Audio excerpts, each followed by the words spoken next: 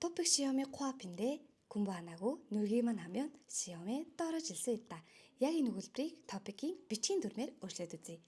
토픽 시험이 코앞인데 공부 안 하고 놀기만 하면 시험에 떨어질 가능성도 있다. За тэгэхээр энэ юу гэж байгаа вэ гэхээр топик 시험 гэхээр топикийн шалгалтыг хэлж байна.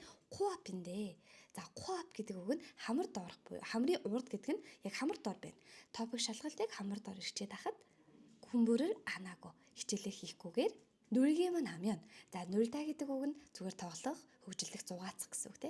Зүгээр л зугаацаад яваад ах юм бол гэсэн утгатай байна те. Гимаа надаа гэдэг нь болохоор зөвхөн тэрийг л хийгээд ах юм бол 시험에 шалгалтанд доорож ирсүү идда. Унах боломжтой. Шалгалтандаа унах боломжтой гэсэн үг байна.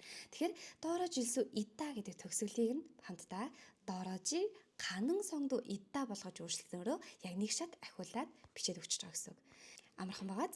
Тэгэхээр 99 дахь удаагийн топик хүртлээр багштай хамт 10 хоногийн хугацаанд өдөр бүр яг нэг өгүүлбэрийг нэг шат ахиулаад бичгийн хэлбэрээр сурцгаая. Тэгэхээр маргааш уулзъя багштай хамтаагаарай.